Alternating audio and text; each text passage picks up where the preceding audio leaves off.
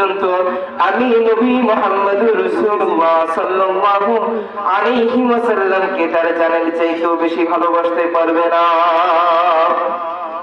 কি তাহলে বোঝা গেল কি আল্লাহ নবী সাল্লাল্লাহু আলাইহি ওয়াসাল্লামকে আমার জানের চাইতেও কি বাসতে হবে, বেশি ভালোবাসতে হবে।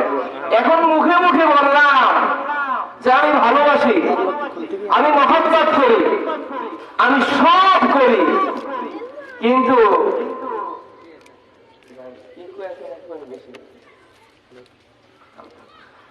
কিন্তু আমি আল্লাহ নবী সাল্লাল্লাহু আলাইহি ওয়াসাল্লামের হুকুমগুলো মানতে রাজি নাই। তাহলে কি ভালোবাসা হলো না মুখে মুখে ভালোবাসা হলো? এই জন্য আল্লাহ নবী সাল্লাল্লাহু আলাইহি ওয়াসাল্লাম, আল্লাহ নবী বিশ্ব নবী সাল্লাল্লাহু আলাইহি ওয়াসাল্লামকে যদি ভালোবাসতে হয় মুখে মুখে গুণগান গাইলেই হবে না, বরঞ্চ আল্লাহ নবী সাল্লাল্লাহু আলাইহি ওয়াসাল্লামের কাজগুলো আমার নিজের শরীরের মধ্যে ফিট করতে হবে। ঠিক কিনা? ঠিক কিনা? আল্লাহ নবী সাল্লাল্লাহু আলাইহি ওয়াসাল্লামের যে সুন্নাতগুলো আছে আমি আমার পুরো দেহের মধ্যে সেই সুন্নাতগুলো ফিট করতে হবে। আল্লাহ নবী সাল্লাল্লাহু আলাইহি ওয়াসাল্লামকে যদি ভালোবাসতে হয় আল্লাহ নবী বিশ্ব নবী রাহমাতুল লিল আলামিনের টুপি মাথায় লাগাইতে হবে কি হবে না?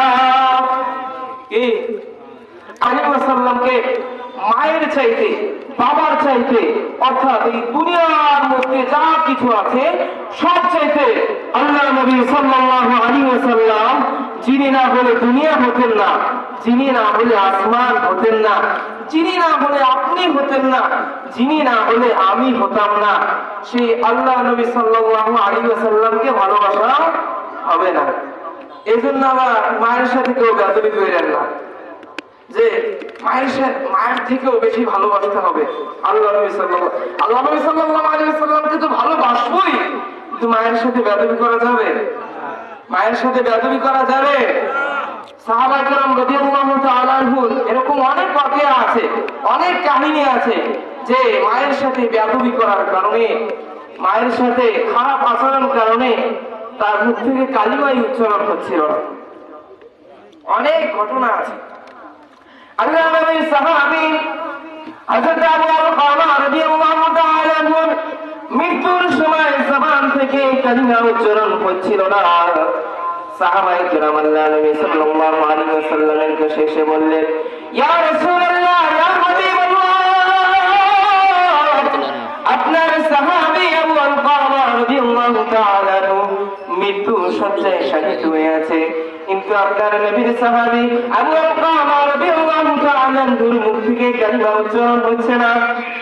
তখন আল্লাহ নবী সাল্লাল্লাহু আলাইহি ওয়াসাল্লাম মুহাম্মদ নবী সাল্লাল্লাহু আলাইহি ওয়াসাল্লাম সাহাবায়ে কেরামদেরকে ডাক দিয়ে বলেন, ওগো সাহাবায়ে কেরাম,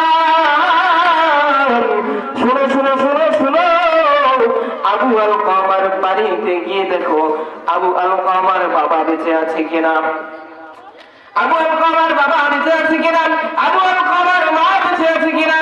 ওগো সাহাবায়ে কেরাম গিয়ে দেখো আর খবর জানাও যে মুহাম্মদুর রাসূলুল্লাহ সাল্লাল্লাহু আলাইহি ওয়াসাল্লাম আপনাকে সালাম জানিয়েছে।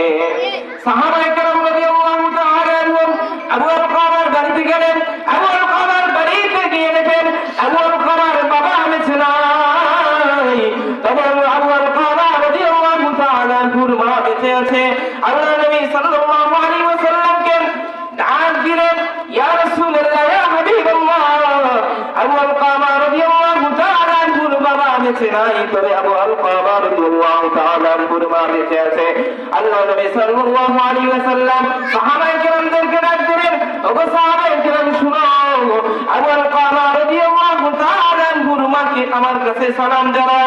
যদি আবু আলকামা রাদিয়াল্লাহু তাআলা আনহুর মা আমার কাছে না আসতে চায় তাহলে আমি তার কাছে যাব। আবু আলকামা রাদিয়াল্লাহু তাআলা আনহু মা এসে রাসূলুল্লাহ সাল্লাল্লাহু আলাইহি ওয়াসাল্লামের দরবারে উপস্থিত হলেন। উপস্থিত হওয়ার পরে আল্লাহ নবী বিশ্ব নবী রাহমাতুল লিল আলামিন আবু আলকামা রাদিয়াল্লাহু তাআলা আনহুর মায়ের কাছে জিজ্ঞেস করলেন, ও আবু আলকামার মা, সত্যি করে বলো আবু আলকামা রাদিয়াল্লাহু তাআলা আনহুর মুখ থেকে কেন কালিমা উচ্চারণ হচ্ছে না? তখন আল্লাহর নবী সাল্লাল্লাহু আলাইহি ওয়াসাল্লাম বলেন, তুমি যদি সত্যি করে না বলো, আমি জিবরাইল আলাইহিস সালাতু ওয়াস সালামের মাধ্যমে আল্লাহ রাব্বুল আলামিনের মাধ্যমে জেনে নেব। তখন আল্লাহর নবী কাছে আবু আলকামা রাদিয়াল্লাহু তাআলা আনহুর মা বললেন, ইয়া রাসূলুল্লাহ, ইয়া হাবিবাল্লাহ, আমার সন্তান আবু আলকামাকে যখন আমি বিয়ে দিয়েছি, তখন তার স্ত্রীর সাথে আমার কিছু কথোপকথনের মাধ্যমে ঝগড়া হয়েছিল। কি হয়েছিল?